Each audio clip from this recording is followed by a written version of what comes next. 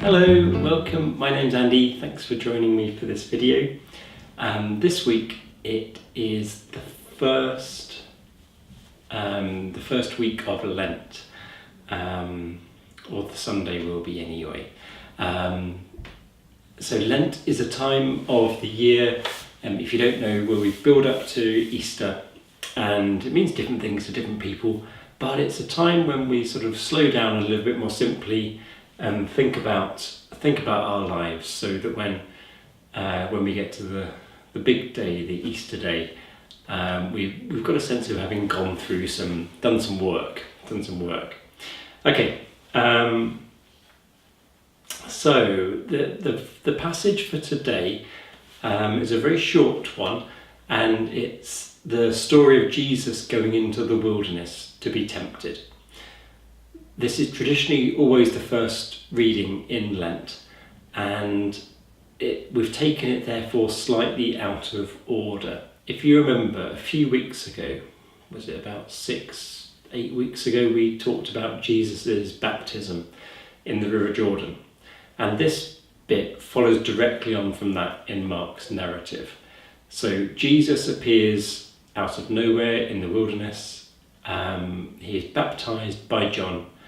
Remember the passage where the heavens are torn open and God says, "You are my son, the beloved, with you I'm well pleased."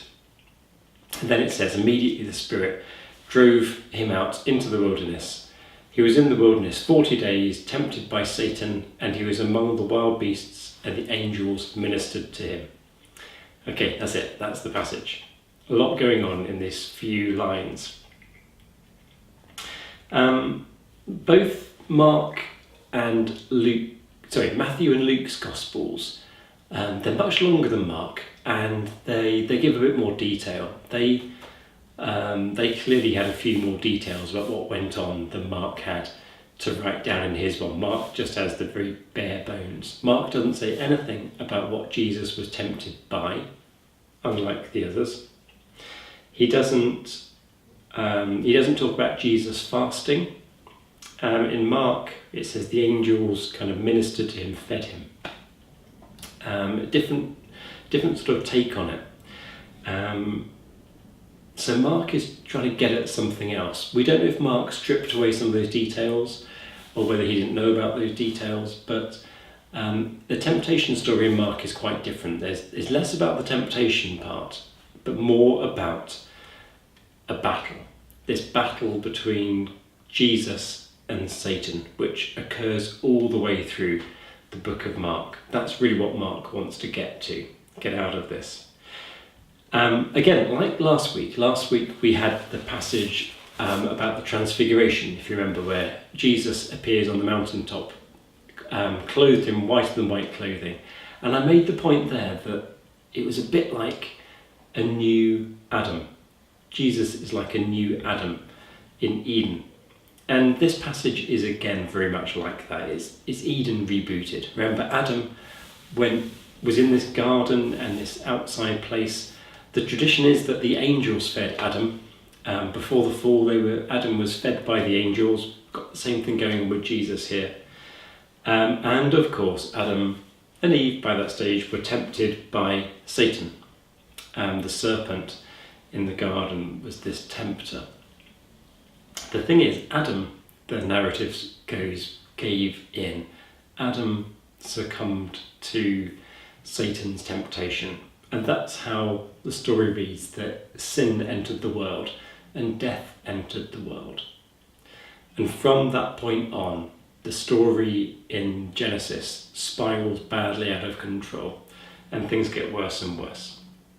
So the original Genesis story was a way of trying to explain why this world was so messed up. In this version, however, we've got the same sort of structure. We've got Jesus in this lone figure in the wilderness outside, being fed by the angels, and he encounters Satan. And this time, Satan is the one who loses the encounter. So whereas through Adam, sin and death entered the world, here we have the process of sin and death being removed from the world. It's undoing the damage of the Eden story. It's an Eden story rebooted. This is the beginning of the good news, getting rid of all that's wrong in the world. In these videos, I'm trying to show you a picture each week from the Methodist Art Collection, so you get used to some of the paintings that will be coming over here in late spring, early summer. Now, there isn't one of the temptation story in it, but I'm going to have a look at this one instead, because I think it's quite similar, and I think the connections are worth thinking about. Okay, so this is the picture. It's by Mark Cazalet.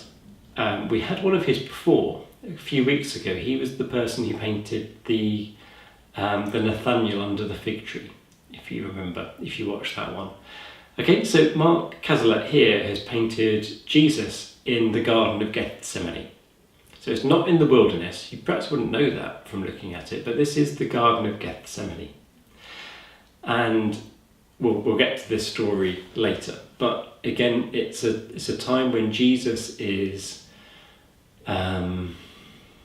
really battling with it in this outside place, and by this stage he's resolved not to let anything detract him from his course, and he warns the disciples not to fall into temptation. So the temptation in the wilderness becomes our problem. Not that it was thrown on us, but it's reminding us that this is our story too. We are tempted by things. We are always trying to be knocked off course. There are things which try and knock us off the course, knock us off the way, and it's a reminder that we need to just say no. We're God's people. We do what God wants. We follow the truth. And I think I've shown you this before, but this is my painting for the month. Can I see over the top of it? It's this reminder that when we're faced by evil and chaos, when we're tempted, when Satan assaults us, we can just say, be quiet, be still, and then peace will reign. Okay, I hope that's okay. Thanks for tuning in. We'll see you soon. Bye-bye.